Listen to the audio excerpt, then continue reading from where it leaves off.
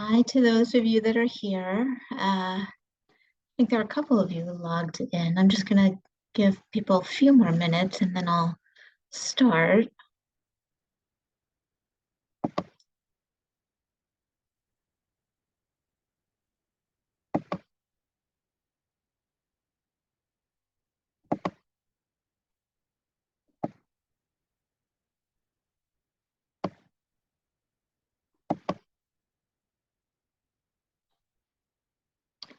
All right, well, you know what? It's a couple minutes after 5:30. I think I'm just going to go ahead and get started. And if people join, that's fantastic. So thank you for joining me tonight. My name is Cary Dicken, and I am one of the reproductive endocrinologists, also known as a fertility doctor at RMA New York, Long Island. Being a reproductive endocrinologist means that I trained as an OBGYN, so I'm a board certified OBGYN, and then I did additional training to become subspecialized as a fertility specialist. Um, Tonight, I just wanted to talk a little bit about infertility. I thought with the holidays approaching and if your families are anything like mine, there are always questions of, are you pregnant or are you having a baby? Or are you having another baby? So I thought it was a good time to maybe talk a little bit about when to see a fertility doctor, when there might be a problem, and what happens when you actually see a fertility specialist. So hopefully I can give you guys some good information. Um, feel free to submit any questions that you have. I'll check out the Q&A when I'm done and I'll do my best to answer. Okay. So, when we're younger, I feel like we all seem to learn pretty well how to prevent pregnancy, but we tend to know a lot less about the real odds of getting pregnant. So I just want to review some reproductive facts. Did you know that 1 in 6 couples actually struggle to get pregnant? So it's not terribly uncommon. You may also be surprised to learn that the likelihood of getting pregnant each month is not that high. Younger women have about a 20% chance of getting pregnant each month that they try, and that drops to about 5% by the time you're 40. If you look at the graph, the area in red, you can see that female fertility begins to decline around age 32, and this is not the case for men, meaning age is a much bigger reproductive concern for women. The good news is that about 90% of infertility can be overcome with treatment. Advances specifically in IVF have drastically improved our success rates. And so far, there are over 8 million babies that have been born worldwide because of IVF. So who should see a fertility doctor? Anyone who meets the criteria for the diagnosis of infertility. So by definition, infertility is the failure to get pregnant after 12 or more months of having unprotected sex. That does not mean things have to be perfectly timed, just unprotected for a year. You don't get pregnant. By definition, you have infertility. Now, for women over 35, we recommend that they start thinking about seeing a fertility specialist after about 6 months or more of unprotected sex without getting pregnant. We just don't want them waiting quite as long due to their age. Finally, we want women to come and see us if they have an underlying condition that they know about that would make it difficult for them to conceive. Somebody who has irregular periods, who isn't ovulating, somebody who knows that they have a blocked tube, somebody with endometriosis. We don't want them to try for 6 or 12 months before coming in to get help because we know, and they should know, that they're going to probably need some assistance. Fertility specialists do not only see couples or individuals with infertility. We also help women that have recurrent miscarriages, which is defined as having 2 or more consecutive losses without explanation. We use IVF for other reasons. Sometimes they're used to, it's a treatment that's used to screen embryos for genetic diseases or chromosomal structural rearrangements for specific couples who may be at increased risk. We also help individuals or couples who require a third party to assist them in having a child. So somebody who might need an egg donor or a sperm donor or a gestational carrier. And then finally, we see women who are interested in preserving their fertility. I just say both men and women who are interested in preserving their fertility, either by freezing eggs or freezing sperm. Now, as a fertility specialist, I know that nobody wants to come and see me. I don't take that personally, but I think it's important that instead of just kind of playing this game on your own and struggling on your own to try to make this work, you should just think of a fertility doctor as a member of your team, right? We all work together for a common goal, that is to help you to have the family that you want. And I promise you, taking that first step to come in and see a fertility doctor is really not very scary. Not scary at all. So what's going to happen at the first appointment that you have with a fertility specialist? We start off by doing a lot of talking. I'm going to ask my patients a lot of questions, many of them personal questions. I want to learn about the patient's partner. I want to know about your history, your family's history. Typically, I'll do a physical exam as well as an internal pelvic sonogram. Essentially, I'm just trying to figure out if I can determine any obvious reasons or maybe find some subtle clues as to why someone might be having trouble getting pregnant. Now, at the first appointment, we'll start doing some diagnostic testing. And so most often I do a pelvic sonogram. It's the best way for me to look at the reproductive organs. I'm looking at the uterus and the ovaries. And when I look at a woman's ovaries, I can get a very good idea of her egg quantity. Now, of course, I can't see every egg that's in the ovaries, but I can count the early follicles that are available in that menstrual cycle. A follicle is just a specialized cyst, and there should be an egg in each of those follicles. And by counting them, I can gauge how that quantity compares to other women of the same age, and I can determine if I think that, there is an appropriate quantity of eggs, or maybe things are starting to age and change in the ovaries faster than we would have expected, right? As little girls, we are born with our eggs. We don't make more eggs in our lifetime the way that men are able to make sperm. So it's really important when someone is having trouble getting pregnant that we can get a sense of how the ovaries are changing and whether they're changing appropriately or maybe a little sooner than expected. There is blood work that we do as well, and in particular, we look at a hormone called AMH. It stands for anti-Mullerian hormone. This is a hormone that also gives us a very good idea of an individual's egg quantity. In addition to blood work and sonogram, we're going to schedule men for a semen analysis. We want to make sure that we can get a sense of the concentration of normal healthy sperm within the ejaculate. We also want to evaluate the uterine cavity. Now, depending on what kind of treatment and a couple is thinking of, we may do something called a saline sonogram, which is really good at looking at the cavity of the uterus, or we may do something called a hysterosalpingogram. It's kind of a mouthful. We call it an HSG for short, or online, some people might call it the dye test. This is going to give us a really good idea of whether the cavity of the uterus is normal and whether there's any blockages in either of the fallopian tubes. Depending on a couple's situation, there may be some other tests that I do. If I'm concerned about miscarriages, there are some blood tests I'll order. If I'm concerned about, ovulatory dysfunction, there's some other hormonal tests, in the blood that I'll order.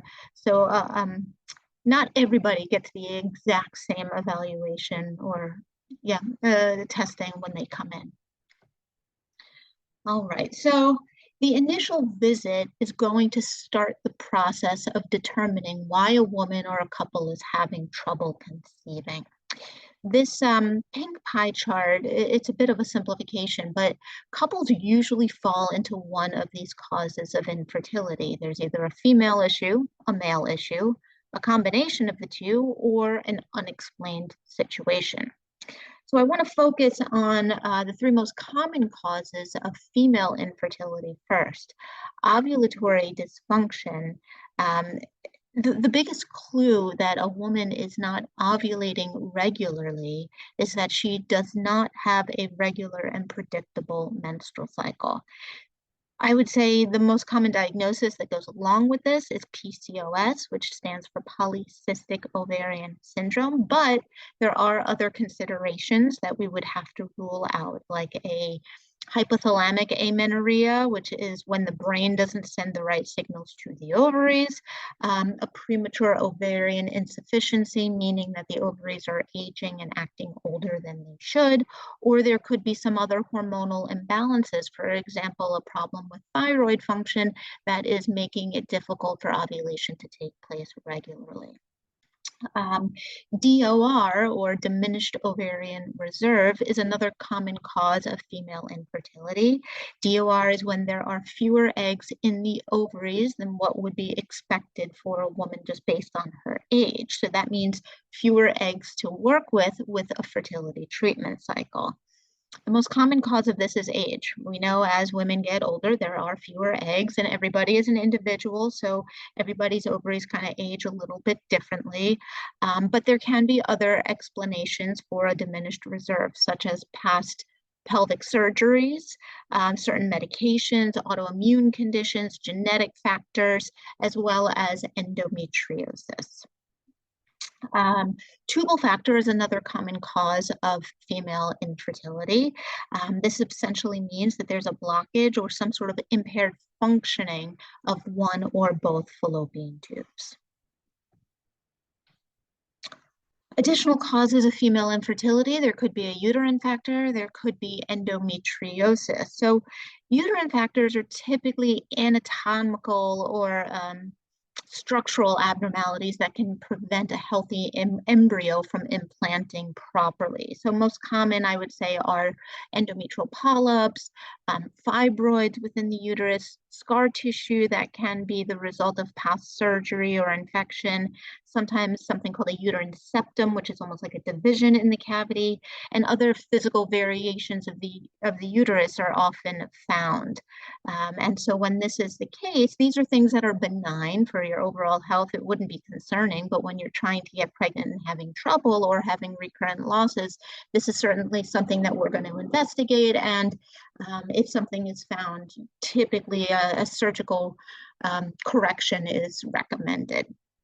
Endometriosis is a gynecologic condition that could honestly be an entire, lecture in itself. But endometriosis is when the tissue that normally lines the uterine cavity can be found anywhere outside of the uterus. This is hormonally functional tissue. And when it's outside of the uterus and is responding to the hormones the way it would in the uterus, it can affect, in a negative way, it can affect the tubes, it can affect the eggs, it can affect the uterus. It's estimated that probably about a third of women who have some sort of unexplained infertility probably have some degree of endometriosis and don't know about it. So it's always something on my radar whenever I see a new patient. Male factor infertility is typically diagnosed after we review a semen analysis. When there is an abnormality noted on semen analysis, it can be due to a variety of factors listed here: varicoceles, testicular trauma, anabolic steroid use, so men who are taking steroids or taking testosterone, past chemotherapy, other medical conditions can affect sperm count. So when there is a known cause for a couple's infertility, we use treatments to either correct the problem or to bypass the problem in hopes of achieving pregnancy. But what happens when we can't find an explanation? And it's kind of common that we don't have an exact cause. So we saw on an earlier slide that about 20% of couples who have trouble conceiving are told that they fall into this um, unexplained infertility category. And the truth of it is it doesn't mean there isn't an explanation. It just means that with that initial history and initial testing, no identifiable cause was found. But sometimes when we start working with treatment and get a bit more invasive, we can determine what is most likely going on. Um, Even when there is an unexplained situation, fertility treatment is still beneficial, and we often will still recommend beginning treatment to increase the odds each month that a woman does get pregnant, and therefore it should decrease the time that it takes for a couple to have a baby. Okay, so when it comes to fertility treatment options, these are essentially the two basic categories. There's IUI treatment, which is an intrauterine insemination, and there is IVF treatment, which is in vitro fertilization. We'll go into those in a little bit more detail. So IUI and IVF are very different treatment options, both in terms of how they are performed and their likelihood of resulting in a successful pregnancy. With IUI, which is the image on the left, we place a highly concentrated volume of motile sperm inside the cavity of the uterus around the time of a woman's ovulation.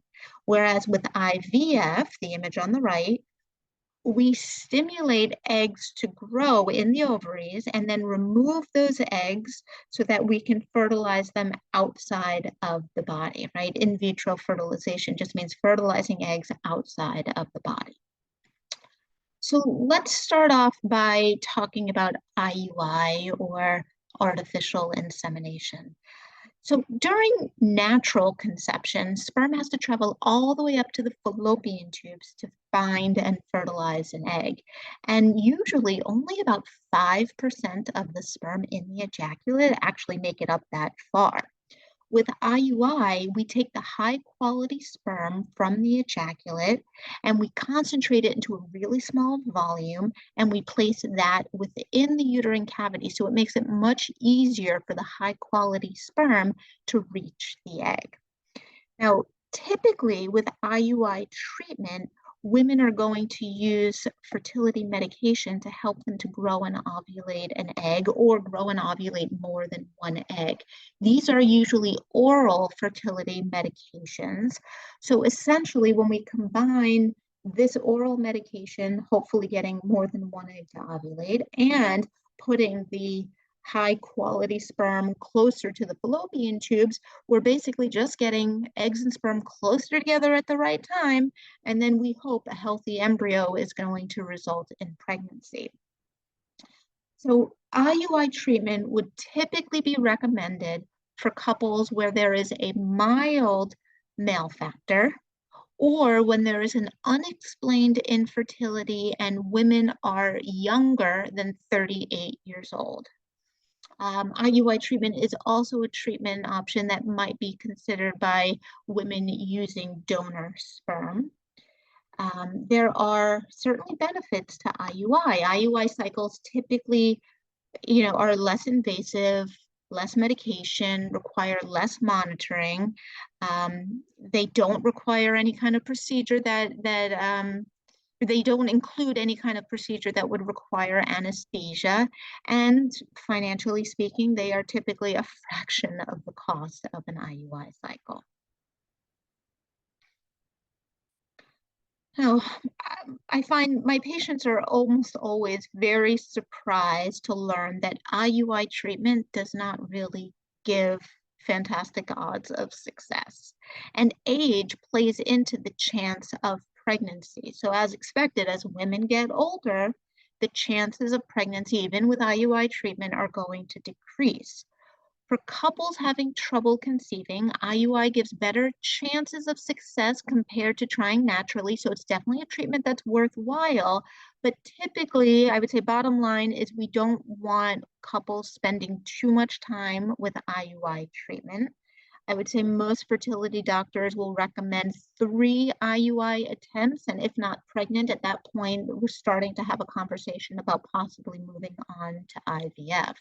Also, when women are older, even if their testing, creates that same unexplained infertility diagnosis, it really is more efficient to skip IUI treatment and go straight to IVF. Essentially, we just don't have the time to waste on a treatment that's giving less than a 10% chance of pregnancy. Okay, so moving on to IVF. IVF, um, IVF is a significantly more effective and a successful fertility treatment compared to IUI. The IVF treatment can be done with a couple's own eggs, with a woman's own eggs, or with eggs donated from a younger woman, depending on situation. And there are several reasons why your doctor might recommend IVF rather than IUI. So just going through this list here, as I discussed before on the IUI slides, when women are over the age of 38, typically we don't want to spend time with IUI treatment. We want to go straight to IVF.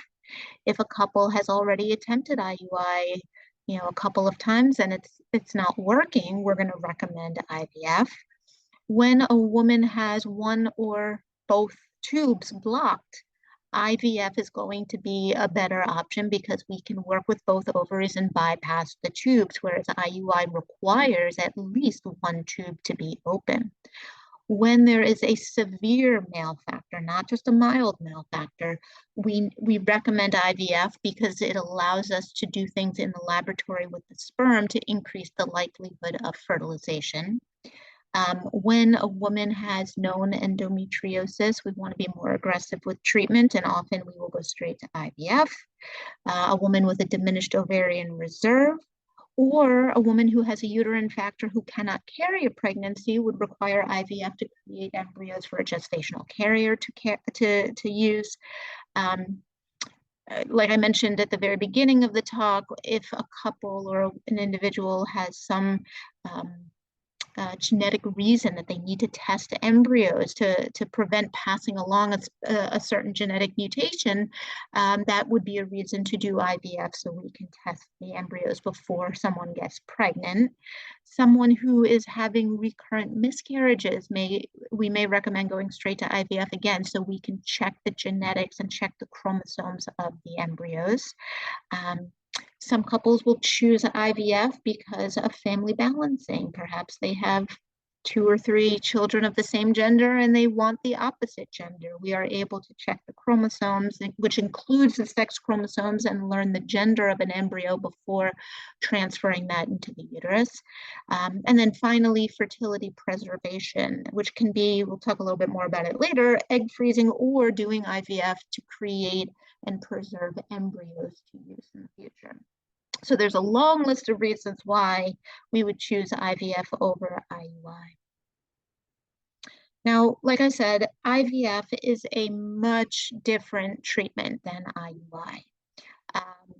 IVF, just starting from basics, IVF stands for in vitro fertilization. That means fertilizing eggs outside of a woman's body. The first step is for a woman to use medications that will get the eggs to grow. And while women use these medications, there is frequent monitoring with your doctor so we can determine the optimal time to extract the eggs that have grown from the ovaries. Once we have the eggs in the laboratory, they need to be fertilized with sperm. And while there's more than one way for fertilization to take place, the most common way that we do this is with a procedure called ICSI, I-C-S-I. It's an acronym that stands for an intracytoplasmic sperm injection. This is a very fancy term that means we are going to select a single normal appearing sperm and directly inject one normal sperm into each mature egg that we retrieved. Okay, it tends to give us much higher rates of fertilization. Now, once an egg fertilizes, it is called an embryo, and the embryos that get created in the laboratory need to develop to a stage where we can use them, and that takes between 5 to 7 days. There are options for what to do with the embryos that are created. Sometimes we will pick the best embryo and put it back in the uterus in hopes that a woman will get pregnant. Sometimes couples will choose to actually biopsy and test embryos before putting an embryo into the uterus in hopes of giving themselves better odds for a successful pregnancy.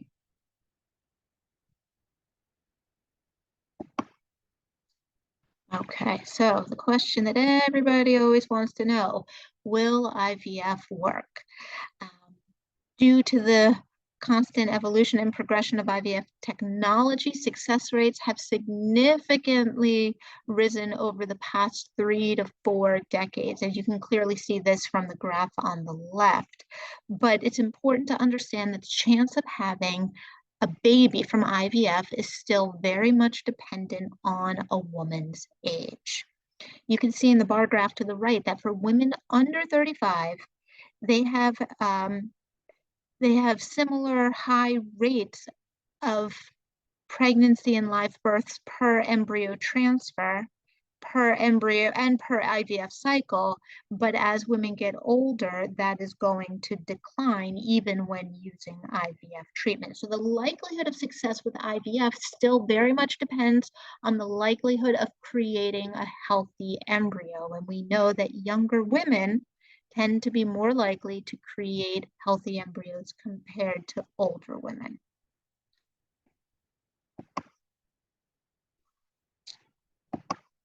Okay, so how do we know with IVF that we are creating healthy or chromosomally normal embryos? Just by looking at embryos under the microscope, we can't tell. It doesn't tell us anything about the genetics if an embryo just looks normal to us. Thankfully, we now have the technology to be able to screen embryos. And this technology is called PGTA, or pre-implantation genetic testing for aneuploidy. Aneuploidy just means an incorrect number of chromosomes.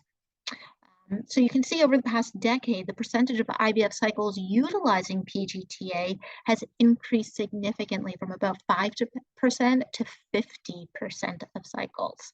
PGTA requires us to biopsy each embryo that develops properly in the laboratory. And then those biopsies get sent out so that we can analyze the chromosomes. And when the analysis comes back suggesting that that embryo has the correct number of chromosomes, that single embryo gives about a 60% chance of pregnancy and lowers the risk of miscarriage to about 10%. So the graph on the right shows that when embryos are screened for chromosomal abnormalities, normal embryos for women of all ages give similar high odds of success. So the challenge with age and IVF is not getting pregnant with a normal embryo, but creating a healthy embryo. As women age, like I said before, there's a lower percentage of healthy eggs, making it more difficult to find a healthy or chromosomally normal embryo. And so it's not uncommon for women in their late 30s and early 40s that they will go through multiple rounds of IVF, meaning multiple rounds of egg retrieval to create embryos in hopes of finding a healthy embryo. So what happens if IUI and IVF treatment is not successful? Well, first thing we need to do is to try to evaluate the treatment cycles to figure out where things are going wrong. Do we think it's an egg quality issue? Do we think it's sperm quality? Is it a combination of factors? Or perhaps couples are able to create healthy embryos, but there's an issue with the uterus and a healthy implantation. After multiple failed attempts at IVF, and there's not one specific number, it really depends on the clinical situation, we're going to start to think about third-party reproductive options. And that means using a third party, meaning somebody outside of that couple, to either use their eggs, their sperm, their embryo, or perhaps their uterus to be able to achieve a successful pregnancy. Third-party reproduction is a very personal choice. Some of my patients are very happy to entertain the idea of it, and others, definitely shy away from it and aren't interested. But it's certainly something that I would bring up if treatments are not being successful, if we're not going to be successful using a couple's own eggs and sperm. Now, egg donation is when eggs from a younger woman, typically someone between 21 and 31, are used to create embryos. This is most often the recommended option when egg quality is the biggest concern. So most often, poor egg quality is due to advanced reproductive age. So if we use eggs from a younger woman, it essentially makes the likelihood of getting pregnant that of the age of the egg donor. So even if a woman who wants to get pregnant is in her 40s, the likelihood of getting pregnant from an embryo created with a 20-something-year-old egg is that of being in your 20s. Sometimes we'll see a combination of egg donation as well as the use of a gestational carrier. I'd say most often this is in, gay male couples who are looking to conceive. Donor sperm is something that we'll think about when there's a severe male factor, or for female same-sex couples, or for women who are single and looking to conceive on their own. And then we think about gestational surrogacy also in women who either cannot get pregnant safely, right? If they have underlying medical conditions that would make it unsafe for them to be pregnant, they may want to create embryos and use a gestational carrier. Also, there are some women who, for one reason or another, do not have a uterus, right? Either born that way, surgically removed, and then they have to consider using a gestational carrier as well. Okay, so finally, as a fertility doctor, I will also see patients who are not necessarily interested in getting pregnant right away. And they're interested in treatments that will help to preserve their fertility so that they will have, hopefully, an easier time getting pregnant in the future. When it comes to fertility preservation, there are essentially three options. We can freeze eggs, we can freeze sperm, and we can create and freeze embryos. I would say sperm freezing is most often considered when men are going to undergo treatment, typically like a chemotherapy that can compromise their ability to make sperm, and so they may choose to freeze sperm ahead of time.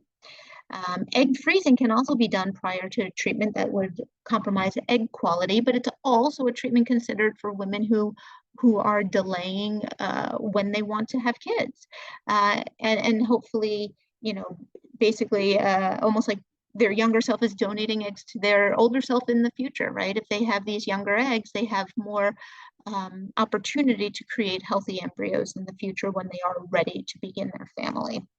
Now, egg freezing is ideal when a woman is under the age of 35, but can certainly be done in women who are older than that.